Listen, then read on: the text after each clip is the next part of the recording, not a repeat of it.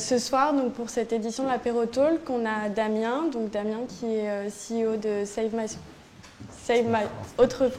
aujourd'hui Save, qui est donc une boîte qui fait de la réparation pour les smartphones et bientôt autres appareils.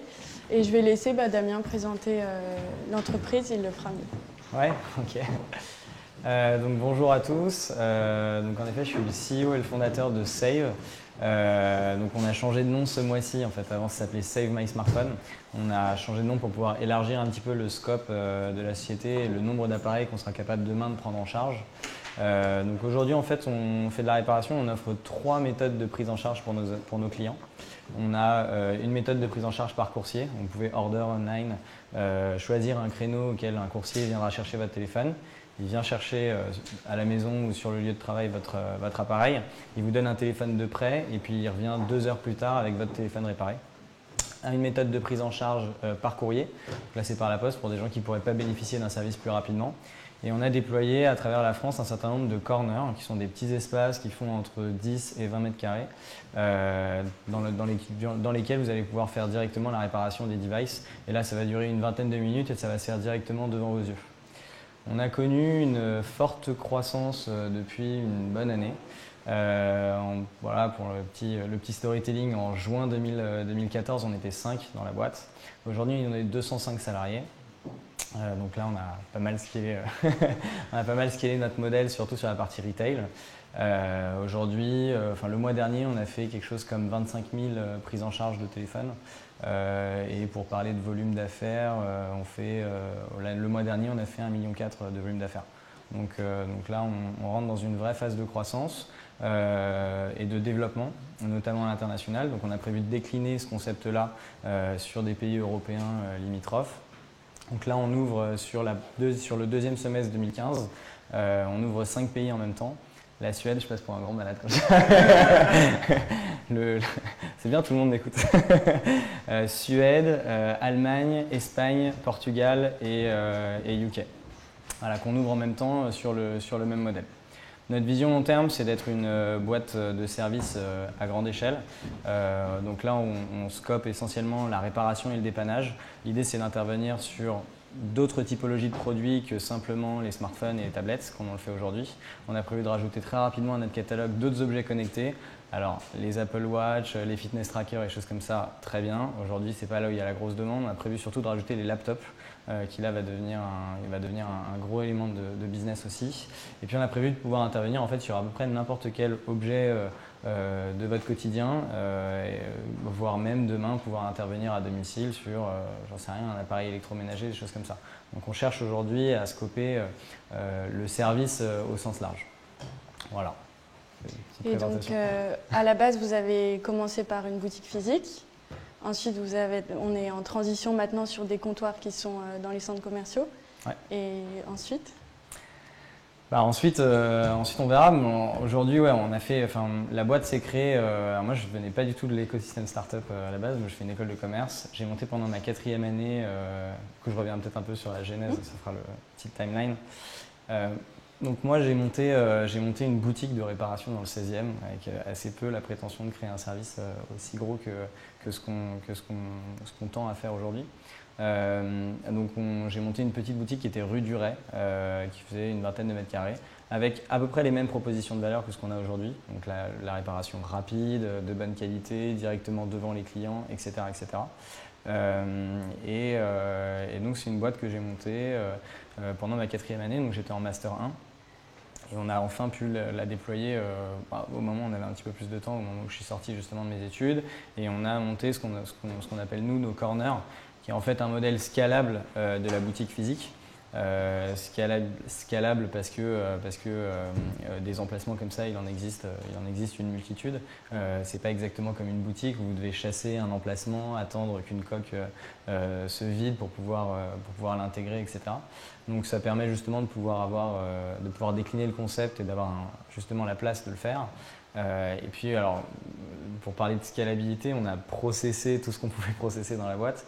En fait aujourd'hui, on recrute je dirais une vingtaine de personnes par semaine. Donc en fait, toutes ces personnes-là doivent être formées. Donc on a monté toute une école de formation pour pouvoir les former. Tout le management, il est parfaitement processé et parfaitement scalé, déployé après sur nos points de vente. Au moment où on signe un corner, en même temps, en fait, on lance le recrutement, la formation, puis le déploiement des personnes. Après, sur la partie du point de vente, on lance la fabrication du corner, on lance le stock initial, toute la PLV, les éléments du commerce, etc. Donc en fait, il y a quand même pas mal de choses à bien rationaliser, qu'en fait, dans le monde de la tech, qui paraît assez évident, mais quand on en sort, on peut aussi tout processer et tout rationaliser comme ça, et tout reproduire exactement à l'identique. Ce qui nous permet aujourd'hui de faire une performance, d'avoir une performance plutôt pas très commune dans le monde du retail. En tout cas, les foncières avec lesquelles on deal sont assez surpris de notre capacité de déploiement. En fait, aujourd'hui, on ouvre quasiment un point de vente par jour jusqu'à la fin de cette année. Donc en fait, ça représente 5 points de vente par semaine, hors week-end. Donc en fait, c'est con, mais il faut partir avec des camions entiers remplis de corners. Il faut que les batchs de déploiement soient parfaitement liés. Et tout ça, on l'a fait en à peu près un an. Donc en fait, dans un univers un peu low-tech, on est capable d'avoir à peu près le même mindset et de faire à peu près la même chose en fait. Demain, donc, c'était ça ta question. Demain, comme on cherche à viser davantage de services, donc on va être obligé de créer de nouveaux process pour intervenir sur des appareils et de nouveaux canaux de distribution, si vous voulez, que de l'envoi par coursier, où on a un canal qui est assez simple, par courrier aussi, avec le corner. On va être obligé d'inventer de nouveaux process pour pouvoir avoir par exemple des techniciens qui interviendraient ce coup-là directement à votre domicile. Donc là, c'est une nouvelle forme de prise en charge. Et puis après, on pourrait switcher sur une marketplace. Une fois qu'on a la marque, on a le volume, on pourrait switcher sur une marketplace pour que des indépendants puissent proposer eux aussi leurs services directement sur notre plateforme et que vous puissiez réserver n'importe quel dépannage ou résoudre n'importe lequel de vos problèmes directement sur notre plateforme. Et dans ces cas-là, comme à l'heure actuelle aussi, donc on recrute autant de sauveurs chaque semaine.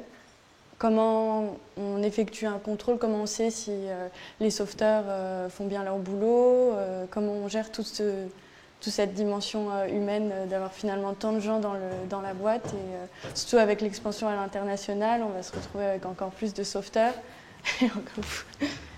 Ça fait beaucoup de sauveteurs. Ouais, alors en interne, en effet, on a vraiment bossé sur le point RH. Notamment en fait, quand on fait rentrer un collaborateur, on a tout un onboarding.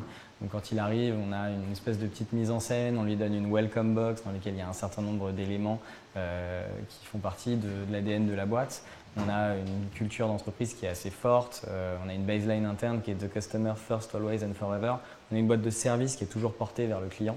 Donc quand les sauveteurs qui viennent d'intégrer la boîte arrivent dans les bureaux, ils se retrouvent dans un univers qui est vraiment un univers de marque. C'est pas seulement un centre de formation dans lequel vous avez des énormes posters. Ici, le boss, c'est le client, et puis vous avez un certain nombre de codes et de valeurs qu'on a. Ces gens-là, on en prend soin. C'est plutôt des profils de personnes qui n'ont pas l'habitude, qui sont plutôt profils vendeurs dans des magasins, choses comme ça, et qui n'ont pas l'habitude d'avoir énormément d'outils ou d'être vraiment d'avoir une vraie valeur dans les entreprises. C'est con, mais on leur donne un grade, on leur donne des cartes de visite, on leur donne une adresse email perso. C'est des choses qui n'existent pas. Quand vous avez bossé chez Zara, vous utilisez votre adresse mail perso et autres. Mais nous, on leur donne vraiment des éléments de la marque pour qu'ils la représentent eux, en fait. Et d'ailleurs, on leur donne des grades. Quand ils arrivent dans la boîte, on les appelle des sauveteurs. Alors, c'est un peu du marketing, un peu de la culture d'entreprise, mais pas seulement. C'est vraiment l'ADN de la boîte. D'ailleurs, pour reparler du marketing, chez nous, on n'appelle pas ça le marketing, on appelle ça le care. On est une boîte qui est tout le temps tournée vers le client. Le seul marketing qu'on fait, c'est tourner vers le client. On appelle ça le care. Et en fait, quand ils rentrent, ils sont sauveteurs, et puis il y a un certain nombre de grades qui donnent des rémunérations différentes. Ils sont sauveteurs, héros, super-héros et légendes.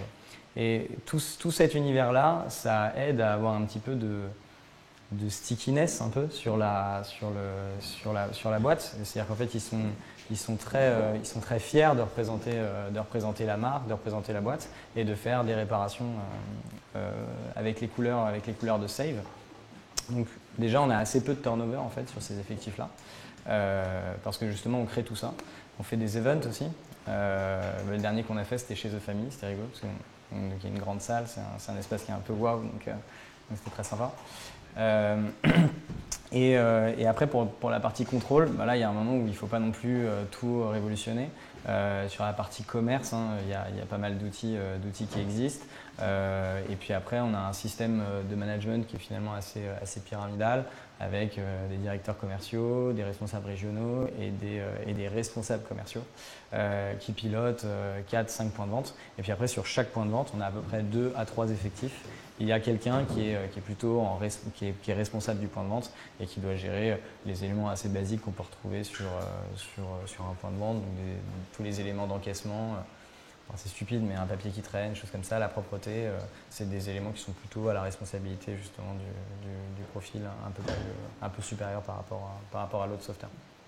Et justement, pour rebondir un peu par rapport à The Family, c'est quoi la valeur ajoutée d'un encadrement, de faire partie d'un réseau Est-ce qu'il y en a une réelle de valeur ajoutée ou nous, on est… surtout moi, parce que moi j'ai monté la boîte seule, donc moi quand je suis arrivé chez The Family, on était 3 associés, j'avais 2 amis qui m'ont rejoint, mais surtout sur la partie d'exécution, un peu moins sur la partie strat. Et donc moi j'ai eu un gros fit avec Jean, qui est un des partenaires chez The Family.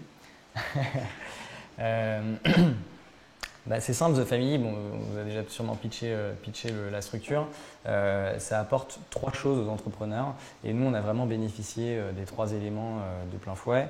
La première, c'est une partie qu'ils appellent eux éducation, mais au sens anglo-saxon du terme, qui est en fait une partie knowledge, culture de ce que c'est qu'une start-up. Alors, encore une fois, moi quand je suis arrivé chez The Family, j'avais une boutique dans le 16e avec 2 salariés et je disais ouais c'est une start-up, mais en fait non, c'était pas une start-up. et donc il y a quand même pas mal de concepts à comprendre pour justement construire quelque chose de reproductible. Enfin, après on peut reprendre la définition d'une start-up, mais à mon sens c'est une boîte qui est innovante. Et qui est capable justement de reproduire son concept sur n'importe quel client. Enfin, pas n'importe quel client, mais qui est capable de le reproduire à l'infini. Un peu, c'est le concept de la scalabilité. Ce qui n'est pas le cas en fait de la boutique du 16e. Donc en fait, c'est tout ça qu'on a switché sur les corners. Et ça, je pense que c'est un gros bénéfice de cette partie éducation. Après, il y a une deuxième partie qui est Unfair Advantage. Alors bon, il y a des deals qui sont sourcés par leur équipe qui vous permettent de bénéficier de pas mal de réductions d'un certain nombre de partenaires que vous allez pouvoir rencontrer dans la croissance de votre boîte. Et puis dans la partie Unfair Advantage, il rajoute aussi le réseau et les contacts qu'ils vous donnent.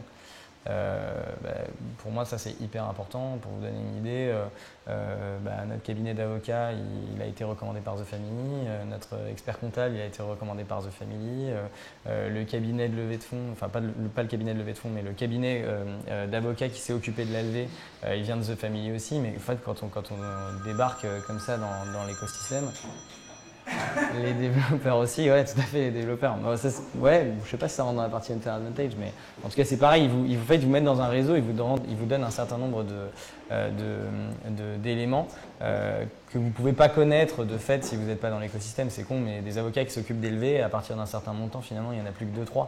Et quand on ne connaît pas en fait, le milieu, on ne peut pas le deviner. Donc, soit vous avez un mentor qui est un peu en dehors de la structure qui peut vous l'apporter, sinon les structures comme The Family, c'est génial. Et puis, il y a une troisième partie. Je suis long, hein, mais il y a une troisième partie qui est la partie funding, levée de fonds. Alors The Family, c'est une société d'investissement qui ont d'ailleurs pris des parts chez Save, en plus du fee en fait, je crois que c'est 1, 2 ou 3%, c'est ça en fonction des boîtes, qui prennent en fait à l'entrée de The Family. Et en fait, on a bénéficié après d'un investissement de leur part. Et puis après, au-delà de ça, ils mettent en relation avec les meilleurs capital risqueurs que vous allez pouvoir trouver dans votre domaine pour parler simplement des VC, les fonds, ils vont tout simplement vous faire les bonnes recos et les bonnes mises en relation qui vont vous permettre de lever de l'argent auprès d'autres personnes que The Family. Puis après, ils donnent des conseils, mais c'est pareil. C'est super compliqué, la levée de fonds, les clauses. Nous, on a un pacte d'associés, c'est 150 pages en anglais de termes techniques, quoi. Donc on a un avocat pour dégrossir le truc, mais c'est cool d'avoir une structure aussi en dehors, avec des gens justement très bienveillants qui sont capables de vous aider sur tout ça. Alors nous, vraiment, ces trois éléments-là, on en a bénéficié énormément chez The Family et je ne pense pas non plus que c'est uniquement pour les boîtes qui sont très seed. Je pense que même nous, sur des étapes un peu plus hautes, ils vont pouvoir continuer à nous accompagner sur ces trois éléments. Alors les deals, Unfair Advantage, peut-être pas tant que ça, mais sur la partie levée de fonds, même sur des tickets plus gros, ils sont vraiment pertinents. Et puis sur la partie éducation, ça continue. Voilà. Voilà, merci beaucoup en tout cas. Je vais vous laisser poser des questions, si vous en avez. Cool. Apparemment, tu as déjà répondu. J'ai déjà répondu à pas mal de questions, ouais. Donc tu disais que tu as créé ta boutique avant de sortir de l'école. Ouais. À aucun moment tu t'es posé la question, non mais est-ce que je vais faire ça toute ma vie, être derrière le comptoir de ma boutique parce que vu que tu disais que tu n'étais pas dans le monde startup, ouais. Cette scalabilité, tu n'avais pas forcément envie ouais. au début, comment est-ce que tu as vécu ça? En fait, c'est pas parce que j'avais pas le mindset startup et un peu ces concepts de scalabilité que j'avais envie de rester sur une boutique dans la rue du Ray, dans le 16e. Il y a des commerçants qui ont 10 points de vente, qui ne gèrent pas ça comme des startups et qui sont des vrais commerçants et qui se débrouillent très très bien. J'ai toujours eu par contre beaucoup d'ambition. C'est-à-dire qu'en fait, quand j'ai ouvert la première boutique au tout début, j'avais 23 ans, j'étais en cours, le mec qui s'occupait de la peinture à l'intérieur de la boutique, je lui ai dit attention, tu me fais un bon prix parce qu'avec moi tu vas en avoir 10 dans l'année. J'étais quand même assez ambitieux sur le fait de ne pas ouvrir qu'un seul point de vente, mais il me manquait 2-3 switches pour pouvoir grossir à une vitesse d'une start-up, quoi. Je pense qu'on doit vous bassiner avec des taux de croissance de 5% par semaine, c'est costaud, hein. Ça veut dire que vous faites 25 à 30% de croissance par mois, ça veut dire que globalement la structure a fait x10 tous les ans. Je pense que c'est ça qu'une start-up doit scoper pour pouvoir avoir, si elle a l'ambition de créer un truc assez gros. Donc j'ai quand même toujours eu quand même de l'ambition. C'est nul cette phrase. Moi j'ai une question en termes de développement commercial. Est-ce que vous avez déjà recruté des commerciaux un peu expérimentés d'une quarantaine d'années pour réussir à gérer un réseau Ouais, clairement. Ça tombe bien que tu poses cette question parce qu'en fait, avant que tu poses ta question, je voulais en parler. Alors, il y a quand même aussi 2-3 trucs qu'il faut savoir. Pour monter un truc un peu important, c'est qu'en fait, quand on est tout seul, on est faible. On est faible parce qu'en fait, on ne peut pas avoir la compétence sur tout et on ne peut pas avoir le temps de tout faire. Et donc, je me suis toujours beaucoup fait accompagner. Donc par des personnes comme The Family et puisque j'avais justement cette volonté de faire venir davantage de gens dans la boîte, j'ai attiré un élément qui est énorme aujourd'hui chez nous, qui est presque comme un co-founder, qui s'appelle Cyril Montanari, qui est notre directeur général. Alors typiquement, voilà, tu vois, on est dans le profil, il a une quarantaine d'années, c'est une fusée le mec, mais côté commerce, management, etc. Donc lui il a fait une école de commerce, à 26 ans il s'est retrouvé le plus jeune manager d'un Darty, donc il avait une centaine de personnes à gérer à 26 ans. Il a été pris après, débauché par PPR pour monter Surcouf. Il a été jusqu'à directeur général de l'enseigne Surcouf, après il a été débauché par des Allemands, etc. Enfin, il a eu une carrière plutôt hyper impressionnante. Et c'est un ami de mon beau-père à la base. Et en fait, j'ai eu un fit professionnel intense avec lui. Et il a sauté dans l'aventure quand on était 5. Donc, si tu veux, il a fait vraiment un choix de carrière. Et aujourd'hui, je crois qu'il ne le regrette pas. Mais clairement, c'est important d'attirer des bonnes compétences dans la boîte et ça passe quand même essentiellement par de l'equity, il faut avoir ça en tête, hein. C'est qu'une start-up aussi, c'est un jeu capitalistique, que ce soit avec des investisseurs ou que ce soit avec des compétences dans la boîte. Et c'est hyper important de se dire dès le début que Voilà, alors, faut pas cramer tout son capital, faut faire un petit peu de management sur l'equity, mais c'est hyper important d'être ouvert d'esprit pour faire rentrer des compétences. Hein, aujourd'hui, c'est clair, ça prend tout son sens, mais on a souvent tendance à attribuer un succès à des founders. Mais enfin, moi je dis toujours la même chose, c'est que si j'avais été tout seul dans la boîte encore aujourd'hui, je serais encore tout seul à réparer des téléphones dans la boutique du 16e. Donc un succès, ça se fait aussi en allant chercher des excellentes compétences. Et puis vous en avez quelques-uns ici qui viennent de chez moi qui sont des brutes. Et c'est important, de s'ouvrir justement pour aller chercher ces gens très smart et très valuable pour la boîte. Comment tu réussis à garder une culture startup si tu veux la garder quand tu recrutes 20 mecs par semaine? Ça dépend ce qu'on appelle la culture startup. Mais en fait, je pense qu'on galvanise beaucoup le mot startup. Et moi, le premier, quand je dis culture startup, alors vraiment, on a une grosse culture en interne d'entreprise. Maintenant, je ne sais pas si aujourd'hui, c'est vraiment une culture startup. Tu vois, typiquement, quand je parle des grades, sauveteur, héros, super-héros, légende. Quand tu es 3 dans un garage, tu t'amuses pas à t'appeler super-héros, légende. Donc, je pense que déjà, ça, c'est plus être dans une culture startup. En revanche, ce qui est sûr, c'est qu'une startup, souvent ce qu'on dit dans la culture startup, c'est qu'on doit être un peu différent, disruptif, etc. Et que c'est comme ça qu'on arrive à créer un petit peu d'adhésion sur le projet, parce que justement c'est différent par rapport à des grands groupes qui feraient toujours la même chose. Ouais, c'est très gros ce que je viens de dire, mais voilà. Et je pense que ça, tu peux le faire même en dehors, enfin quand tu sors de cet esprit un peu start-up et tu commences à recruter beaucoup, tu peux quand même être différent. C'est bête, mais voilà, là on est en train de changer notre nom de domaine. Notre nom de domaine, ça va être save.co. Imagine des gens qui ont vu des noms de domaine .co à l'échelle d'un grand groupe. Nous on bosse encore une fois avec des foncières, avec des gens comme ça, des fournisseurs. C'est des gens qui n'ont vraiment pas l'habitude de voir des .io, des .co, etc. Justement, on fait le choix de monter sur des noms de domaine comme ça. Bon, déjà parce que save.com, ça va nous coûter $10 millions. Donc mais on fait vraiment le choix, le bullshitter. Non, mais on fait aussi le choix, tu vois, par exemple, de garder des petits codes comme ça pour cultiver l'adversité, quoi. Et je pense que ça, c'est une culture, peut-être une culture startup. Mais voilà. Je sais pas si ça répond à ta question, c'était un peu. Et qu'est-ce qui vous différencie vraiment de vos concurrents? Parce que les boutiques de. Ouais, il y en a un paquet, ouais. Il y en a un paquet, ouais. Il y a un marché, donc typiquement, nous, on n'a pas eu besoin de chercher longtemps notre product market fit. Hein, typiquement sur la réparation, c'est un truc qui est un peu obvious, il y a déjà une demande naturelle. On va dire qu'il y a 3 propositions de valeur qui comptent sur notre marché, pour le client en tout cas. C'est le prix, la rapidité d'exécution et la qualité de la réparation. Après, on peut vous vendre ce qu'on veut, on lutte contre l'obsolescence programmée, on est éco-friendly, tout ça c'est un peu du bullshit en fait. Quand vous avez casé votre téléphone, il n'y a que 3 trucs qui vont compter. C'est ça, c'est prix, qualité, rapidité, et ça va pouvoir changer en fonction du client. Il y a des gens qui vont chercher vraiment que le prix, que la rapidité, que la qualité du service, etc. Et nous, sur ce mix de ces 3 propositions de valeur, c'est simple, on est les meilleurs. Et c'est là-dessus qu'on se bat, quoi. C'est très... c'est un peu autant, mais voilà, clairement on se bat là-dessus. Et donc c'est comme ça qu'on arrive à créer la différence avec nos concurrents. Quand on rentre chez nous, on n'est pas un boui-boui. On rentre, on donne son téléphone, il y a une prise en charge qui est bien léchée, on donne un ticket contre le téléphone, ça édite un code barre, on le rentre dans notre base client. Si jamais le client a un nouveau problème sur son téléphone, c'est comme chez Apple, il n'a pas besoin de revenir avec son ticket, il revient directement chez nous, on l'a en base. Quand on lui restitue son téléphone, on lui donne des petits cadeaux qui vont bien, il y a une petite thanks note pour le remercier de sa réparation.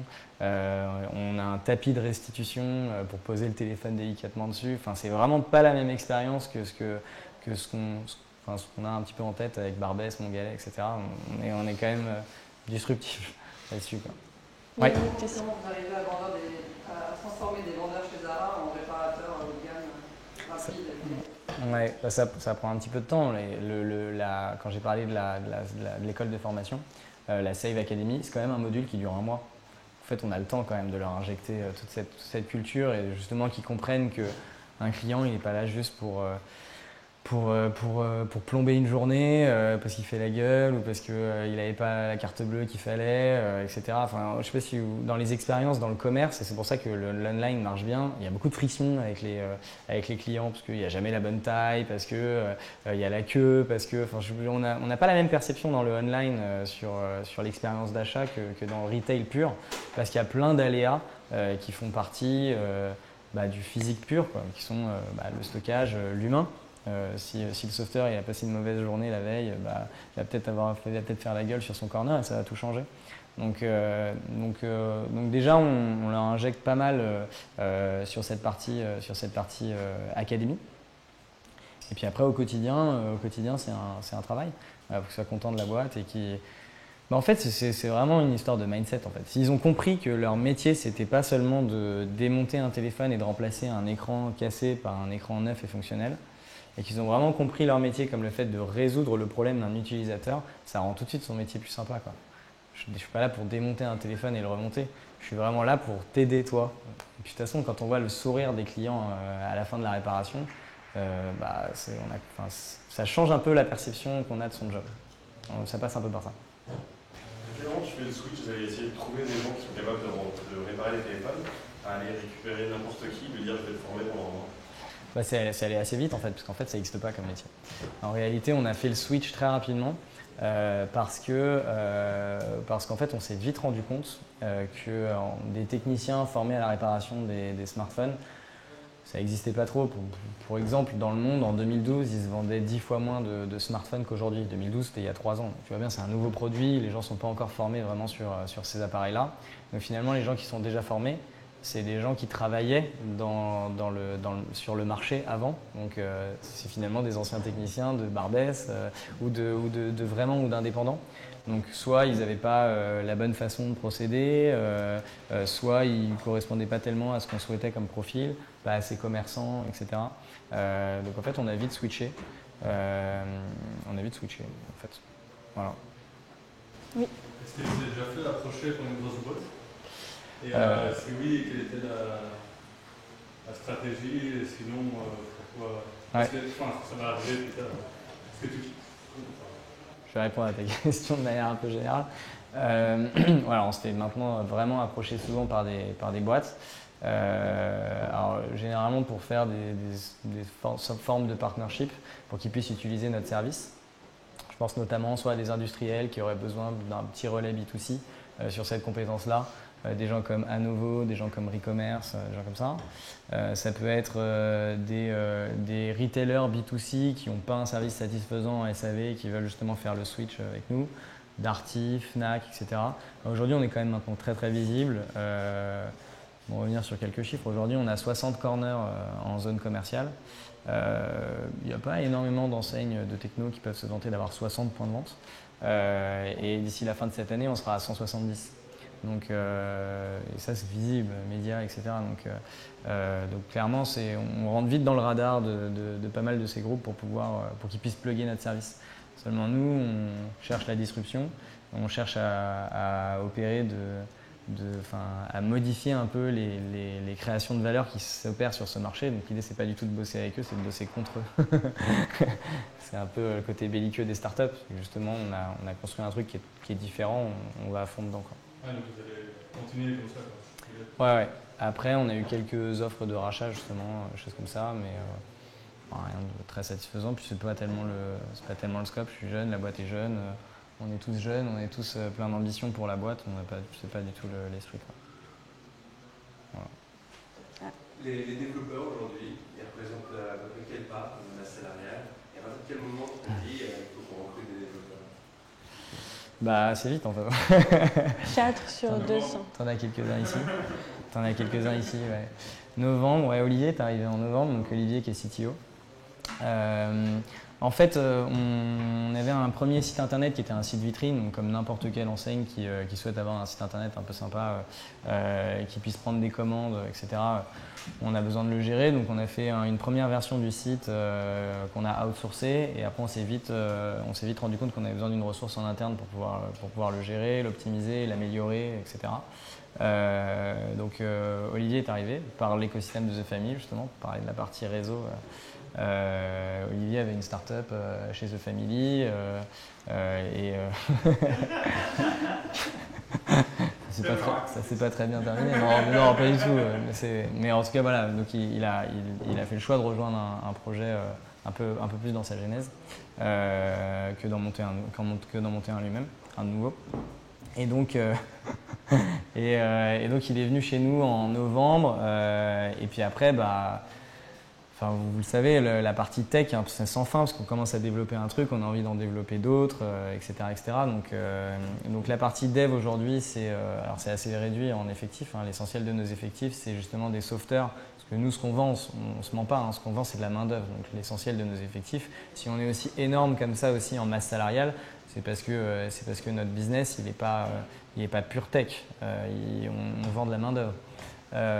Donc aujourd'hui, ils sont 4, 5.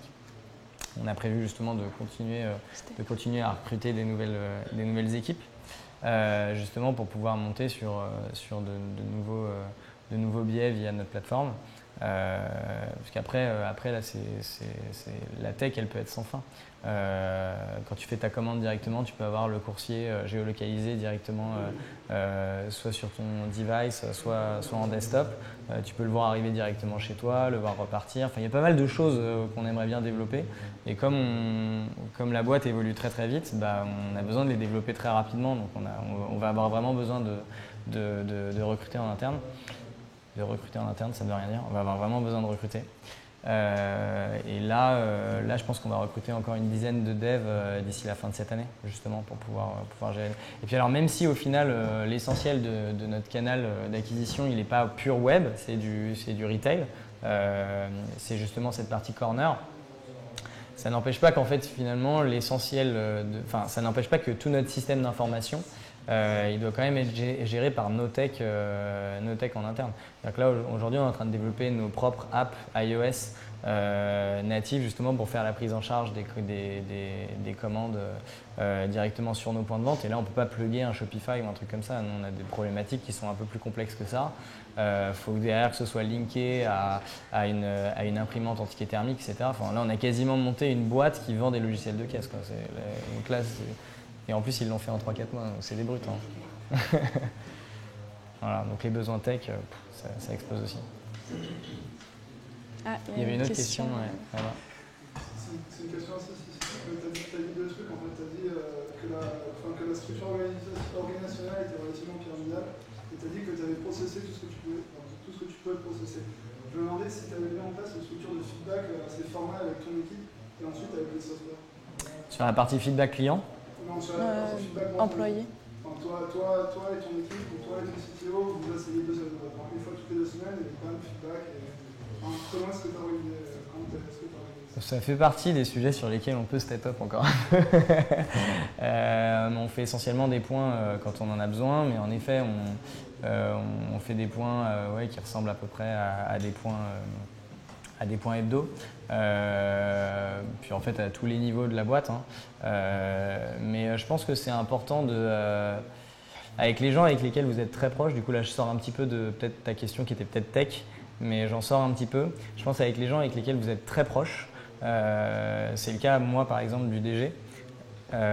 Pour plusieurs raisons. La première raison, c'est pour continuer à avoir un petit peu cette empathie avec l'autre, parce que c'est quand même une logique d'association. Au bout d'un moment, l'autre énerve vite, c'est comme ça, c'est naturel. On s'embrouille vite en fait avec ses co-founders et je pense que c'est j'en sais rien, j'ai pas de data là-dessus, mais je pense que ça doit être la source numéro 1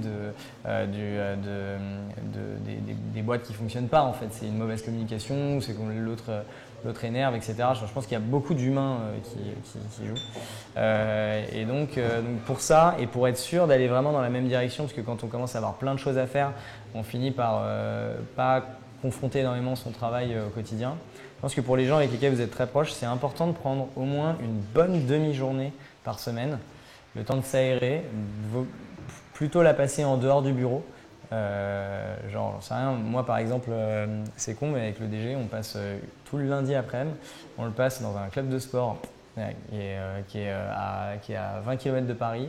on joue au tennis, on brainstorm, on prend tous les points qui sont sensibles pour nous, on les tacle.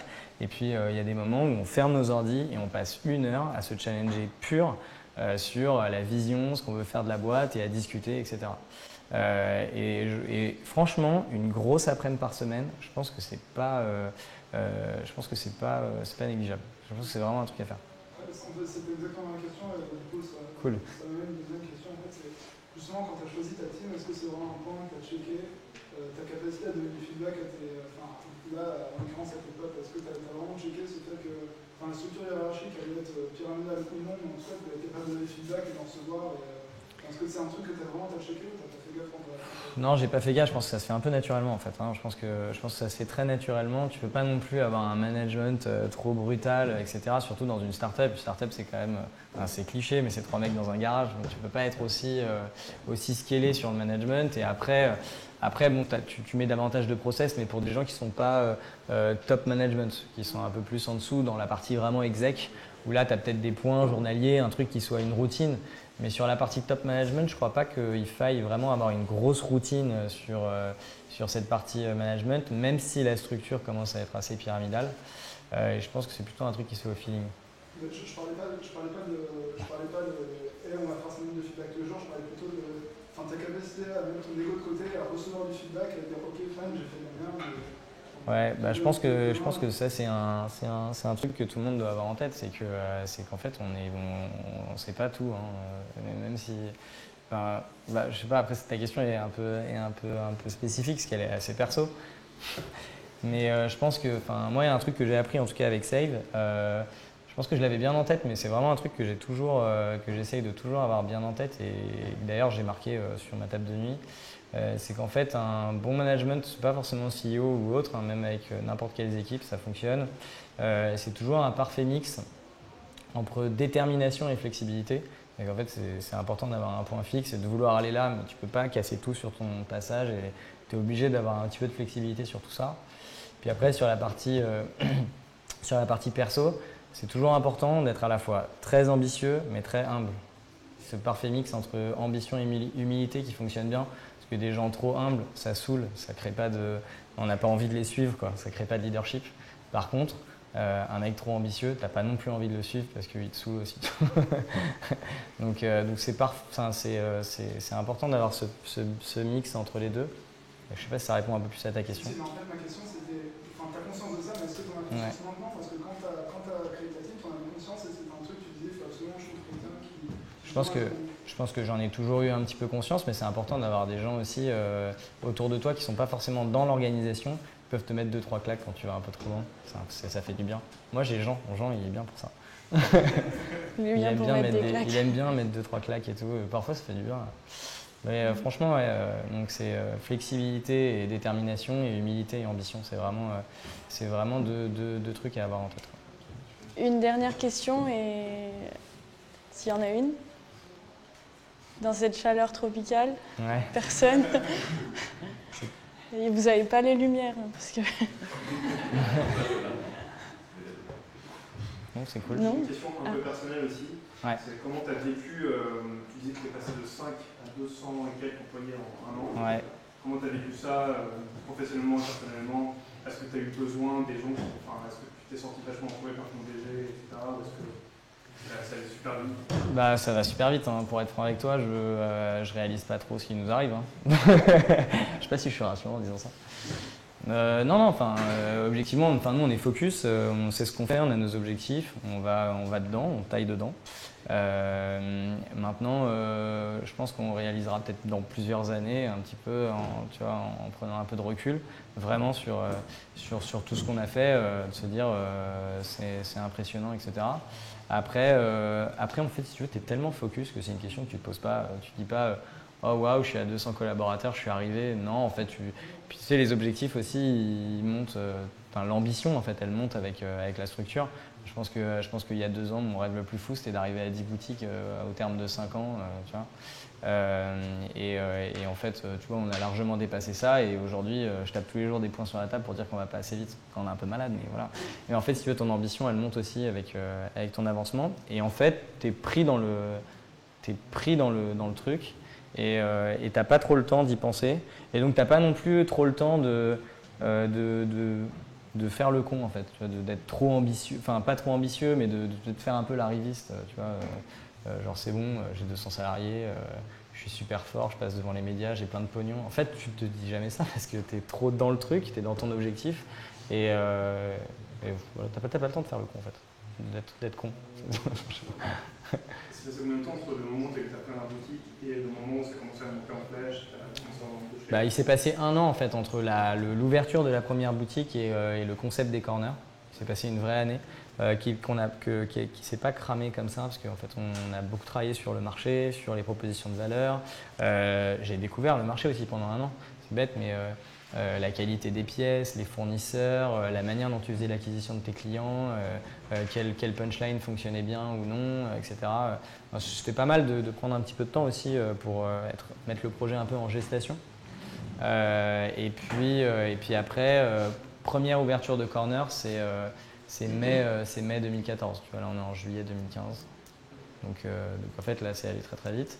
Et encore une fois, je ne m'attribue pas du tout le mérite de cette croissance. On a des gens exceptionnels en interne, à tous les niveaux. Vraiment. On a fait un dîner il n'y a pas très très longtemps avec tout le top management ça fait déjà 20-25 personnes aujourd'hui. Donc vraiment les gens à responsabilité qui construisent la boîte avec les founders.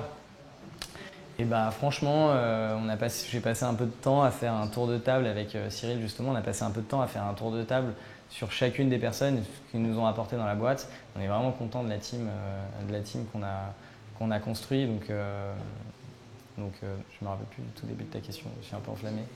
Mais voilà, ouais, on a fait le tour, c'est cool. Ok, merci beaucoup et merci à toi.